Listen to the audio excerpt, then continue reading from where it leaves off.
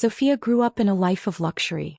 She lived in a grand mansion with tall white pillars, sparkling chandeliers and marble floors. Her father, James, owned a giant construction empire that built skyscrapers and bridges all over the country. Her mother, Eunice, was a fashion designer who created clothes for the richest people in the city. Together they were one of the most powerful families in town, and Sophia was their only child. Despite having everything she could ever want, Sophia often felt lonely. Her parents were always busy with work, leaving her to spend most of her time with nannies and tutors. But everything changed when she met Malik. Malik was a boy from a completely different world. His father worked odd jobs and his mother sold homemade snacks at the local market.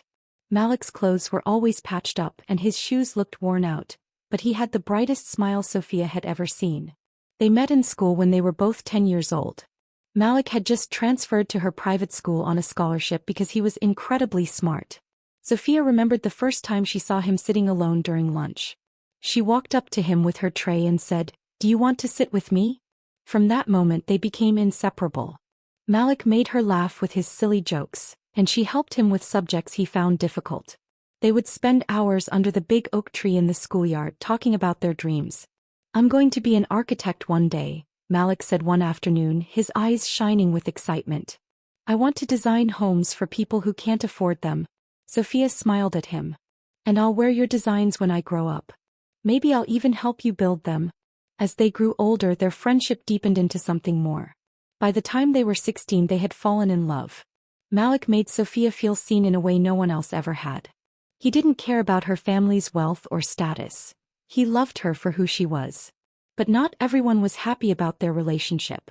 Sophia's parents, James and Eunice, had noticed how close she was to Malik.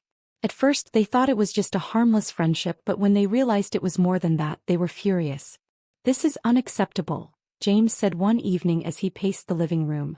"That boy has no future. How can he possibly take care of Sophia?" Eunice nodded in agreement. "She doesn't understand how important it is to marry someone who can match her status. We've worked too hard to let her throw it all away." Sophia tried to defend Malik. "He's not just that boy, Dad. He's smart, kind, and he has big dreams. He's going to be an architect one day." James shook his head. "Dreams don't pay the bills, Sophia. You need someone who can give you stability, someone like Michael." Michael was the son of Chief Williams, James's childhood friend and business partner. He was everything James and Eunice wanted for their daughter. Wealthy, successful, and from a powerful family. But Sophia couldn't stand him. Sophia pleaded with her parents. "I don't love Michael. I love Malik." Her words only made James angrier. "You're too young to know what love is. From now on you're not allowed to see him." They tried everything to keep them apart. They grounded Sophia, took away her phone, and even changed her school schedule so she wouldn't cross paths with Malik. But no matter what they did, Sophia and Malik found ways to meet in secret. One evening as they sat on a park bench, Malik held her hand tightly. "I don't care what your parents think," he said. "One day I'll prove to them that I'm good enough for you." Sophia believed him. She believed in his dreams, in his determination, and in their love. But her parents weren't done. They decided to take things a step further. One day, Malik was called to the principal's office at school. Sitting there were two men in suits who handed him a letter. It was from the scholarship board, saying his funding had been revoked due to misconduct. Malik was stunned. He had always been a top student. He hadn't done anything wrong. When he told Sophia, she was devastated. "This isn't fair. They can't just take your scholarship away." Malik looked down, his voice trembling. "I think your parents are behind this. They want me gone." Sophia's heart sank. She knew her parents were capable of being wicked, but she didn't think they would go this far. Without his scholarship, Malik had to leave school. His family couldn't afford the tuition, and he had no choice but to transfer to a public school far away. The day he left, Sophia ran to the train station to say goodbye. "This isn't the end," she told him, tears streaming down her face. "We'll find a way to be together again." Malik hugged her tightly, his own eyes glistening with tears. "I'll come back for you, Sophia. I promise." As the train pulled away, Sophia stood on the platform, watching him disappear into the distance. Her heart felt like it was breaking into a million pieces. After Malik left, Sophia's world felt emptier than ever. Every corner of her school reminded her of him.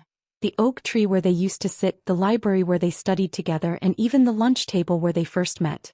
She kept replaying their last goodbye at the train station, his promise to come back for her echoing in her mind. But days turned into weeks and weeks into months. Malik had written her a few letters at first, but they stopped coming. Sophia didn't know if he was too busy, too hurt, or if something else had happened. What she didn't know was that her parents had intercepted the letters, ensuring she never received them. James and Eunice were determined to erase Malik from Sophia's life completely. They believed that time and distance would eventually make her forget him. James even went as far as pulling some strings to ensure Malik couldn't easily return to the city, cutting off opportunities for scholarships or work that might bring him back. Sophia, however, refused to let go of hope. She secretly searched for Malik on social media and asked mutual friends if they had heard from him. But Malik seemed to have disappeared. The absence was agonizing, but Sophia held on to the belief that he was out there trying to make a better life for himself. Meanwhile, Malik was struggling more than Sophia could have imagined. After losing his scholarship and leaving the prestigious private school, he enrolled in a public school near his family's small apartment. The adjustment was difficult. He went from being a top student with big dreams to someone just trying to stay afloat. His new school had fewer resources, and most of the teachers didn't seem to care about the students. Malik often found himself frustrated, missing the supportive environment he once had. But no matter how hard things got, he refused to give up on his dream of becoming an architect. To help his family make ends meet, Malik started working part-time at a local construction site after school. The work was grueling and the pay was barely enough, but Malik saw it as a chance to learn more about buildings and structures. Every evening he sketched designs in an old notebook, holding on to the hope that one day he'd bring those drawings to life. But there were nights when Malik felt the weight of it all. The separation from Sophia, the loss of his scholarship, and the constant struggle to stay hopeful. Some nights he wondered if he should just give up and accept that life wasn't going to give him the opportunities he had once dreamed of. One evening, as he sat on the small balcony of his family's apartment, staring at the city lights in the distance, Malik whispered to himself, "I'll make it. I don't know how, but I'll make it." Back in Sophia's world, things were moving in a different direction. Her parents were relentless in their attempts to push her toward Michael, the son of James's business partner. Michael was everything Sophia's parents wanted in a son-in-law: wealthy, influential, and polished. But to Sophia he was arrogant, condescending, and completely unbearable. One evening Eunice brought up the topic over dinner. "Sophia, Michael has been asking about you. Don't you think it's time you gave him a chance?" Sophia pushed her plate away, her appetite gone. "Mom, I've told you 100 times, I'm not interested in Michael." James frowned, his voice firm. "You're not a child anymore, Sophia. You need to think about your future. Michael is a good match for you." Sophia's frustration boiled over. "A good match? For who? You're me. I don't care about his money or his connections. I want someone who actually cares about me, not someone who sees me as a business deal." Her parents exchanged a glance, their patience wearing thin. "You're being stubborn," James said. "One day you'll understand that we're only trying to protect you." Sophia stood up, her chair scraping against the floor. "If protecting me means controlling my life, then I don't want it." She stormed out of the dining room, tears stinging her eyes. Despite her parents' disapproval, Sophia found small ways to rebel. She threw herself into her studies and later into the family business, determined to prove that she didn't need a man like Michael to succeed. Years passed, and Sophia grew into a confident, capable woman. She took over her father's construction empire and expanded her mother's fashion brand, earning respect in her own right. But even as she climbed the ladder of success, a part of her heart still longed for Malik.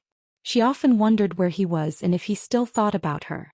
Did he ever achieve his dream of becoming an architect? Was he happy? The questions haunted her, but she had no way of finding answers. Her parents, meanwhile, continued to push Michael into her life. They arranged social events and dinners, hoping to spark a connection between them. But every encounter with Michael only made Sophia more certain that he wasn't the one for her. One particularly disastrous dinner left Sophia fuming. Michael had spent the entire evening bragging about his wealth and belittling the waitstaff. On the drive home she told her parents firmly, "This is the last time I'm going out with him. I don't care what you think, I'm not marrying him." James and Eunice were stunned by her defiance, but they couldn't argue with her resolve. For the first time, they began to realize that Sophia wasn't the obedient little girl they had once controlled. Despite her resistance, Sophia couldn't shake the feeling of emptiness. Her work kept her busy and she had friends and admirers, but none of it filled the space Malik had left behind. Late at night when the world was quiet, Sophia would sit by her bedroom window staring at the stars. She wondered if Malik was looking at the same sky, and if he still remembered the promises they had made to each other under the oak tree. Sophia stood in her corner office, surrounded by tall glass windows that overlooked the bustling city her parents had helped shape. It had been 10 years since Malik left, and Sophia was no longer the naive girl who cried herself to sleep over her lost love. She was now the CEO of two empires, her father's construction company and her mother's fashion brand. Under her leadership, both businesses thrived like never before. Yet no matter how successful she became, there was a quiet ache in her heart that never went away. Her parents, James and Eunice, often visited her office to discuss business matters, though they never missed a chance to remind her of their expectations for her personal life. "You're nearly 30, Sophia," Eunice said one morning sitting on the plush leather couch in her office. "It's time to settle down. We've given you enough freedom to focus on your career, but you can't ignore your responsibilities forever." Sophia sighed, spinning her pen between her fingers. "What responsibilities, Mom? Running 2 companies isn't enough for you?" James leaned forward, resting his elbows on his knees. "We're talking about family, Sophia. A husband, children, someone to share your life with. We've already made it clear that Michael is the perfect match for you." Sophia rolled her eyes. "Michael is perfect for you, not for me. He's arrogant, selfish, and treats everyone around him like they're beneath him." Eunice frowned. "You're being too harsh. Michael is a successful businessman. He can provide you with stability." "I don't need stability," Sophia shot back. "I've built my own. I don't need Michael or anyone else to complete my life." But despite her defiance, her parents didn't back down. A few weeks later they arranged another dinner with Michael, insisting that Sophia attend. Reluctantly she agreed, if only to keep the peace. The dinner turned out to be worse than Sophia had anticipated. Michael arrived late, barely apologizing, and spent the evening talking about himself. "Did you see the article about me in the paper last week?" Michael asked, smirking. "They called me the most eligible bachelor in the city." Sophia forced a smile, biting her tongue to keep from saying something sarcastic. Michael continued, "You know, Sophia, you're lucky your parents are friends with my family. Not everyone gets a chance to marry into a legacy like mine." The arrogance in his voice made Sophia's stomach churn. She excused herself from the table and stepped outside for some fresh air. As she stood under the night sky, she thought about how different Malik had been. Malik had dreams, ambition, and a heart full of kindness. Michael, on the other hand, seemed to care about nothing but his own reflection. By the time the evening ended, Sophia had made up her mind. When her parents asked her how it went, she didn't hold back. "It was awful," she said bluntly. "Michael is everything I don't want in a partner. Please stop trying to push him on me." "It's not going to happen." James and Eunice were disappointed, but they could see that Sophia wasn't going to budge. For the first time they began to worry that their daughter might never marry. Sophia buried herself in her work, expanding the companies and taking on new projects. Her father's construction company had recently been hired to build affordable housing units on the outskirts of the city. Sophia personally oversaw the project, wanting to ensure that the homes were both high quality and accessible to low-income families. One sunny afternoon she decided to visit the construction site to check on the progress. As she walked through the dusty lot, surrounded by half-built houses and the sound of machinery, she noticed a group of workers taking a break under a makeshift canopy. Her eyes scanned the group and for a moment her heart stopped. Among the workers was a man with familiar dark eyes and a strong jawline, though his face was leaner and more weathered than she remembered. His clothes were worn and covered in dust, and his hands looked rough from hard labor. "It couldn't be Malik," she whispered, her voice barely audible over the hum of the machinery. The man looked up, his eyes locking with hers. Recognition flashed across his face, followed by a mixture of shock and hesitation. "Sophia," he said, his voice hoarse. For a moment neither of them moved. Then, as if drawn together by an invisible force, they closed the distance between them. "What are you doing here?" Sophia asked, her voice trembling. I thought you I didn't know where you were. Malik hesitated, glancing at the other workers before answering. I've been working. Trying to get by. Sophia could see the pain in his eyes, the weight of years of struggle etched into his features. She wanted to ask him 1,000 questions, but she didn't know where to start. Can we talk? She finally said.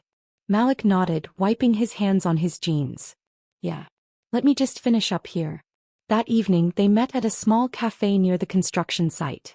It wasn't fancy, but it was quiet enough for them to talk. Malik told her everything.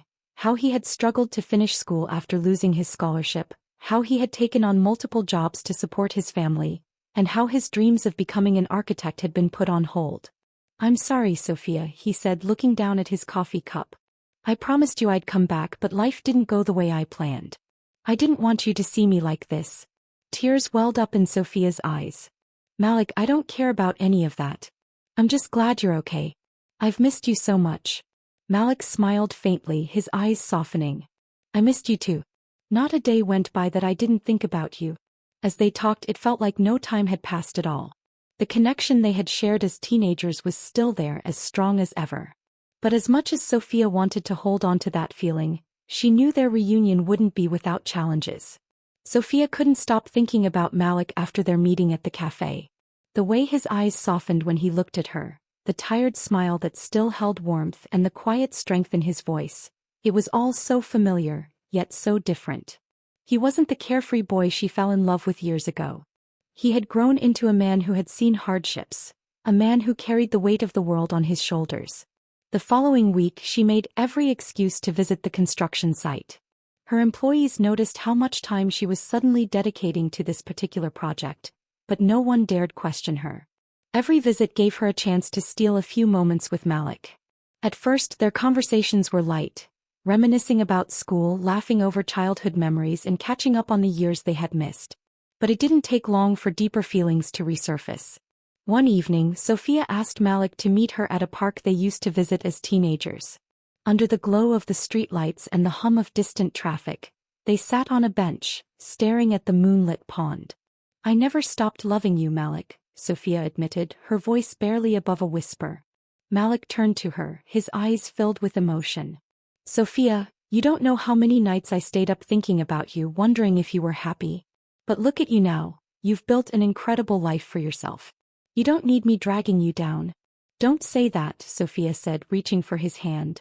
You're not dragging me down. You've always been my anchor, my safe place. None of this, she gestured to the city skyline in the distance, means anything if I can't share it with you. Malik shook his head, his jaw tight. Your parents will never accept me, Sophia. They made that clear years ago. What's changed? Sophia squeezed his hand, her eyes blazing with determination. I'm not the scared girl I was back then. I don't need their approval to live my life, and I'm not going to let them keep us apart again. Malik searched her face as if trying to decide whether to believe her. Finally he nodded. If you're willing to fight for us, then so am I. Their reunion, however, was far from easy. Sophia's parents quickly noticed her frequent visits to the construction site and began to grow suspicious. One evening, during a family dinner, Eunice decided to confront her. You've been spending a lot of time at that housing project lately, Eunice said, cutting into her steak. Is there something we should know? Sophia set down her fork, bracing herself. I've been seeing someone there. Someone I care about. James narrowed his eyes. Who? Taking a deep breath, Sophia said, Malik. The room fell silent. Eunice's knife clattered against her plate as she dropped it in shock. Malik. James repeated, his voice rising. That boy we sent away years ago? The one we warned you about? Sophia's hands clenched into fists under the table. He's not a boy anymore, Dad. He's a hard-working, kind man, and I love him. Eunice's face turned pale. Sophia, this is absurd. You're the CEO of 2 major companies. What will people think if you're seen with someone like him? A construction worker? I don't care what people think, Sophia snapped. Malik is worth more than all the businessmen and socialites you've tried to push on me. James slammed his hand on the table. You're being reckless. Do you think running a company is just about profits? It's about reputation. You can't afford to make a mistake like this. Sophia stood, her chair scraping against the floor. You mean I can't afford to embarrass you? Well, guess what? This isn't about you, it's about me. And I'm not giving up on Malik again. The tension between Sophia and her parents grew in the following weeks. James and Eunice tried every tactic to dissuade her. They reminded her of how much they had sacrificed to give her a privileged life, warned her about the challenges of being with someone from a different social class, and even threatened to cut her off financially. But Sophia was unyielding. She had spent her entire life trying to meet her parents' expectations, but this was where she drew the line. Her determination inspired Malik, who began to believe that they might actually have a chance. He started working extra shifts at the construction site, saving every penny he could to build a better future for himself and Sophia. One evening, as they sat together in Malik's modest studio apartment, Sophia shared her vision. "I want us to build something together," she said, her eyes shining. "Not just a life but a legacy. You've always dreamed of being an architect, and I have the resources to make that happen." Malik shook his head, smiling.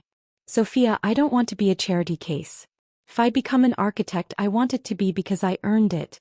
Sophia leaned closer, taking his hand. "This isn't charity. It's an investment in our future. Let me help you, Malik. You've worked so hard for so long. It's time someone believed in you." Meanwhile, James and Eunice were growing desperate.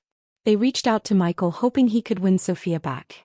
Michael was more than willing to step in, seeing it as an opportunity to humiliate Malik. He showed up at the construction site one afternoon, dressed in an expensive suit and wearing a smug grin. "Malik," he said, his voice dripping with condescension. "I hear you've been getting a little too comfortable with Sophia." Malik straightened, meeting Michael's gaze. "Sophia and I care about each other. I don't see how that's any of your business." Michael chuckled, shaking his head. "You really think you can compete with me? Look at you, you're a nobody. You don't belong in her world." Malik clenched his fists but kept his composure. "Sophia doesn't care about your money or your connections. She cares about people who treat her with respect. Something you clearly don't understand." Michael's smile faltered and he stepped closer, his voice low. "You'd better back off, Malik. You don't want to make an enemy out of me." Malik stared him down. "I'm not afraid of you, Michael. Sophia deserves to be with someone who loves her, not someone who sees her as a prize." Sophia's heart raced as she stared out the window of her penthouse apartment. The city lights twinkled below, but they offered no comfort tonight. Her parents were furious, Michael was scheming, and Malik was exhausted from fighting battles he shouldn't have had to face alone. She knew they were up against impossible odds, but giving up on Malik wasn't an option. The tension reached a boiling point during a family dinner that James and Eunice insisted on hosting. Unbeknownst to Sophia, they had invited Michael. When Sophia and Malik arrived hand in hand, the room froze. "You brought him here?" James growled, glaring at Malik as if he were an intruder. Sophia's voice was firm. "Yes, I did. Malik is part of my life, and if you can't accept that, then maybe we need to rethink our relationship." Eunice's face hardened. "Sophia, this is madness. He has nothing to offer you. How do you expect to build a future with someone who can barely support himself?" "I don't need Malik to support me," Sophia shot back. "I need him to love me. And he does more than anyone else ever could." Michael smirked, stepping forward. "This isn't love, Sophia. It's a phase. You'll regret throwing away your life for someone like him." Malik, who had been silent until now, finally spoke. His voice was calm but steady. "I don't want Sophia's money or her family's approval.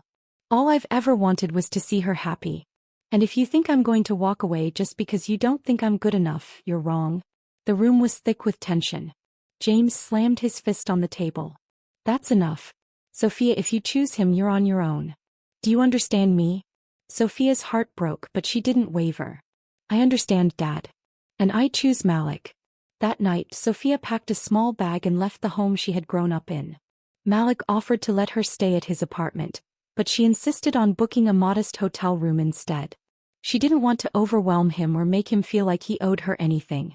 In the days that followed, she poured herself into work, determined to prove to her parents that she didn't need their support. Malik, too, worked tirelessly, juggling shifts at the construction site while taking night classes to rekindle his dream of becoming an architect. Their love gave them strength, but the road wasn't easy. Malik struggled with feelings of inadequacy, and Sophia worried about how long they could endure the pressures from her family and society. One afternoon, while reviewing blueprints for the housing project, Sophia had an idea. She called Malik to meet her at the site. "I want you to design the final phase of this project," she said, holding up a set of blank blueprints. Malik blinked at her, stunned. "Sophia, I haven't even finished my classes yet." "I can't." "Yes, you can," she interrupted. "You have the talent, Malik. You've always had it. And I'll be here to help you every step of the way." With Sophia's encouragement, Malik threw himself into the project. Late nights turned into early mornings as he sketched, revised, and refined his designs. When the final plans were submitted to the board, they were met with a strong approval. Meanwhile, Michael wasn't done causing trouble. He spread rumors about Malik, painting him as a gold digger who was only using Sophia for her wealth. When the gossip reached the media, Sophia faced backlash from investors and board members who questioned her judgment. But Sophia refused to let the lies break her spirit.